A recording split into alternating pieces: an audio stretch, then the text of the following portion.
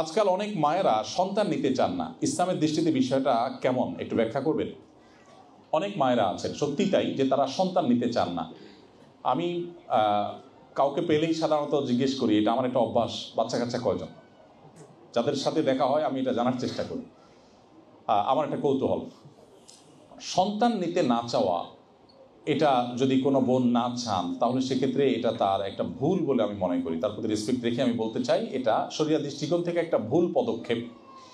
নবী করিম সাল্লাল্লাহু আলাইহি ওয়াসাল্লাম বলেছেন, তাযাওয়াজুল ওয়াদুদ আল ওয়ালুদ ফাইন্নী মুকাথিরুম বিকুমুল উমাম। তোমরা এমন নারীদের বিয়ে করো যাদের পরিবারে, যাদের বংশে অনেক বেশি বেশি বাচ্চা কাচ্চা হয়। এই ইতিহাস যাদের আছে, ঐতিহ্য যাদের আছে, সেই ফ্যামিলিতে আত্মীয়তা করো। কারণ কিয়ামতের দিন উম্মতের আধিক্য নিয়ে আমি আল্লাহর কাছে গর্ব করব, বা অন্যদের কাছে, অন্যদের সামনে আমি গর্ব করবো। নবী সাল্লাল্লাহু আলাইহি ওয়াসাল্লাম বলেছেন। সো সন্তান অধিক হওয়া এটা মানুষের জন্য ভালো। দেখুন, আমাদের বোনরা যারা সন্তান বেশি নিতে চান না, কারণগুলো কি একেবারে পরিষ্কার। নাম্বার 1, প্রথম কারণ হলো ভাই অনেক কষ্ট হয়। অনেক কষ্ট হয়, অনেকে আছেন অস্বাভাবিক কষ্ট হয়, অনেকে আছেন যে প্রেগনেন্সির ওই সময়টাতে তারা একদম বেড রেস্টে থাকতে হয়। সন্দেহ নাই কষ্ট হয়, কিন্তু আল্লাহ তাআলার কাছে আপনি জান্নাত চাইবেন কষ্ট ছাড়া। আপনি কষ্টের বিনিময়ে তো জান্নাত চাইবেন। হুফফাতিল জান্নাতু বিল মাকারি, নবী সাল্লাল্লাহু আলাইহি ওয়াসাল্লাম বলেছেন, জান্নাতের চতুর্পাশে সমস্ত কষ্টদায়ক বিষয় দিয়ে ঘেরাও করা আছে, এগুলো ওভারটেক করে আপনাকে জান্নাতে যেতে হবে। সো আপনি কষ্ট তো নিতেই হবে কিছু, কষ্ট ছাড়া তো আপনি মিষ্টি পাবেন না। দ্বিতীয়ত, আমাদের অনেকের মধ্যে এক ধরনের রোগ বেঁধেছে, সেটা হলো আমরা অন্যদের কালচারকে এখানে গায়ে মাখাই, মনে করি যে ছোট পরিবার সুখী পরিবার, ছোট পরিবার স্মার্ট পরিবার। দেখুন, ছোট পরিবার কখনো সুখী পরিবার আসলে হয় না। ছেলে মেয়ে, আমি সবসময় বলি, 2, 4, 5টা 6টা যদি হয়, 7টা 8টা যদি হয়, আপনার কোনো এফোর্ট ছাড়াও 2-1টা আপনি মানুষ হয়ে গেছে দেখবেন। এটা ধান যদি ছিটিয়ে দেন, কিছু দেখবেন এমনি গাছ উঠে গেছে। আর যদি থাকেই 1টা বা 2টা, আল্লাহ না করুক ওই 1টা 2টাকে অনেক এফোর্ট দেওয়ার পর মানুষ হলো না। হয় অনেক সময় যে আপনি অনেক মনোযোগ দিয়েছেন, চেষ্টা করেছেন, বাট সামহাও সে অমানুষ হয়ে গেছে। এরপর আপনার দুঃখের কোনো শেষ থাকবে? আপনার কাছে তো অপশন নাই, আর 3rd 4th 5th অপশন তো নাই। কিন্তু আপনার যদি বাচ্চা অনেকগুলো থাকে, যেটা বেলাইন হয়েছে, কানটা মোলে গেট ধরা দিতে পারবে, যে সোজা রাস্তা আছে, যেতে পারো। আলহামদুলিল্লাহ, যারা তুলনামূলকভাবে কোরআন এবং হাদিসের কাছাকাছি থাকার চেষ্টা করেন, তারা এই ক্রাইসিসটাতে অন্তত ভোগেন না। আপনি আপনার সমাজে খোঁজেন ডানে বামে, আপনি শত শত নজির এবং উদাহরণ দেখতে পাবেন যে মাত্র 1টা 2টা ছেলে মেয়ে আছে, ছেলে কানাডা থাকে, মেয়েটা আমেরিকা থাকে। আর বুড়াবুড়ি মুসলমান কুকুরের সাথে নিয়ে থাকতে পারছে না, মানে সাথে নিয়ে থাকার মতো তার কাছে কিছুই নেই। মানে হতভাগার কত প্রকার, কি কি, সেটা দেখার সবচেয়ে বড় জায়গা হলো এইটা। আমি আমার বন্ধুদেরকে বলতে চাই যে সন্তান এটা হলো সবচেয়ে বড় অ্যাসেট। কষ্ট হয় বুঝি, কিন্তু কতদিন কষ্ট হয়? 2 বছর, 3 বছর, 4 বছর। এরপরে 50, 60, 70 বছর যে সুফল ভোগ করবেন সেটা আপনার মাথায় আসে না। আপনি কষ্ট করবেন 3 বা 4 বছর, কিন্তু সুফল ভোগ করবেন অনেক লম্বা সময়। দেখুন, বাচ্চা কাচ্চা যখন বড় হয়, আপনি আমাদের সমাজের সাথে কম্পেয়ার করেন, এই জায়গাটাতে আমরা অনেক ভালো অবস্থানে আছি পৃথিবীর অনেক সমাজের চাইতে।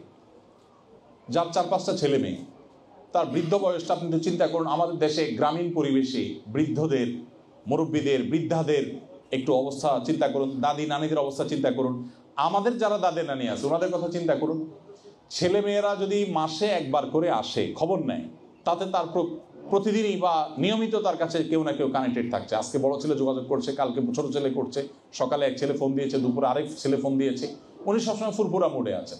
আর যদি থাকেই একটা, আর ওইটা যদি অমানুষ হয়, তাহলে এবার আপনার আর কোনো ফোনের আশায় বসে থাকবার সুযোগটা কিন্তু আর থাকে না। দেখুন, পৃথিবীতে যদি প্রতারণা থাকে, 5টা টপ প্রতারণা থাকে, তার ভিতরে একটা হলো এটা, যে ছোট পরিবার সুখী পরিবার।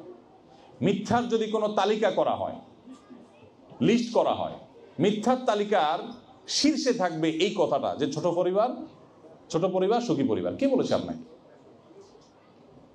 যাদের পরিবারের সদস্য যত বেশি থাকে তারা তত সুখে থাকে। হ্যাঁ, স্ট্রাগল করতে হয় একটা সময় পর্যন্ত, কিন্তু আল্লাহ যদি আপনাকে সাইজ করতে চান তো একটা বিচ্ছু দিয়ে দিবেন, লাইফ শেষ হয়ে যাবে। আবার দেখা যাবে একজনের 5-7টা পালতে এত কষ্ট হয়নি। তো এটা তো নিয়তের উপর ডিপেন্ড করে। আমি তো দেখেছি অনেক পরিবারে, ছোট পরিবার, 1টা বা 2টা বাচ্চা, ওই 2টা বাচ্চা তার মাথার চুল সবগুলো পাকানোর জন্য যথেষ্ট হয়ে গেছে। তাহলে মানেটা কি? আচ্ছা, অনেক সময় দেখা যায় যে স্বামী স্ত্রী উভয়ে জব করেন, বলে যে আমাদের বাচ্চা নিলে বাচ্চা মানুষ করার সুযোগ নেই। আপনি দুজন মিলে প্রতি মাসে 5,000 10,000 করেও যদি আপনি কামাই করেন, আপনার সারা জীবনের কামাইয়ের যোগফল কত হতে পারে? 1 মিলিয়ন 2 মিলিয়ন কত আপনি কামাই করবেন। কিন্তু একটা বাচ্চাকে যদি আপনি কম্পেয়ার করেন, একটা বাচ্চার মূল্য আপনি সারা পৃথিবীর সমস্ত অ্যাসেট দিয়ে একটা মানুষের দাম দিতে পারবেন না। সন্তান হওয়া যে কত বড় একটা নেয়ামত, যাদের হয় না তাদের চোখের পানি যদি দেখতেন তাহলে এই কথা বলতেন না। আমরা দেখতে হয় প্রতিনিয়ত মানুষের চোখের পানি আহাজারি।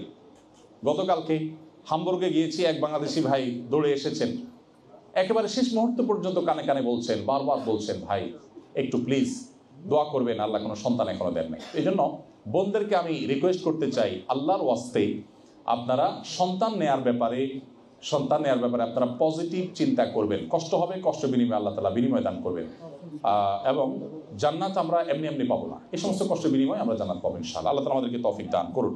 তো বোনদেরকে আমি বলতে চাই, এ ব্যাপারে আমাদেরকে পজিটিভ হইতে হবে, এবং এই সন্তানগুলো যখন বড় হবে, নাতিপুতি মিলে আপনার চারপাশে যখন ঘরভর্তি লোক থাকবে, তখন আপনি বুঝবেন যে এই সন্তানের মূল্য কত। আপনি সন্তান নিচ্ছেন না কেন? কারণ আপনার কষ্ট হয়, ঝামেলা মনে করছেন। আপনার বার্ধক্যে যাওয়ার পরে যে সন্তান কেউ থাকবে না সাথে, তখন যে আপনি কুরে করে মরবেন, জাস্ট মৃত্যুর জন্য অপেক্ষা করবেন, আপনি সেই কথা চিন্তা করছেন না। আপনার সন্তান অনেকগুলো থাকে, আপনার একা একা মরতে হবে না, নাতি পুতি মিলে আপনার বিশাল বড় সভাসদ থাকবে, বহর থাকবে। বিশেষ করে মেয়েদের ব্যাপারে, আমাদের দেশে মেয়েদের ব্যাপারে আমি বলি, মেয়েদের উপভোগের সময়টা হলো বার্ধক্য আমাদের দেশে। কারণ জওয়ান বয়সে মেয়েরা কি করে? জওয়ান বয়সে আমাদের দেশে মেয়েরা সাধারণত আপনার চাপে থাকে। কিরকম চাপে থাকে? এই ননদ, এই শ্বশুর, এই দেবর, এই ভাসুর, স্বামীর সাথে ম্যাচ করতে করতে 10 বছর যায়, বোঝাপড়া হতে হতে, ঝগড়াঝাটি করে স্ট্রাবল একটা পরিস্থিতি হইতে হইতে লম্বা একটা সময় চলে যায়। ছেলে মেয়ে যখন হয়ে যায়, সবগুলো মায়ের পক্ষে থাকে। যখন মেয়েরা দাদি নানি হয়, সবগুলো নানি দাদির পক্ষে থাকে, পুরুষদের পক্ষে থাকে না, বাহিনী সব তাদের। তাহলে সন্তান যত কম নিবেন, আপনার বাহিনী তত কম হবে। এখন ডিসিশন আপনাকে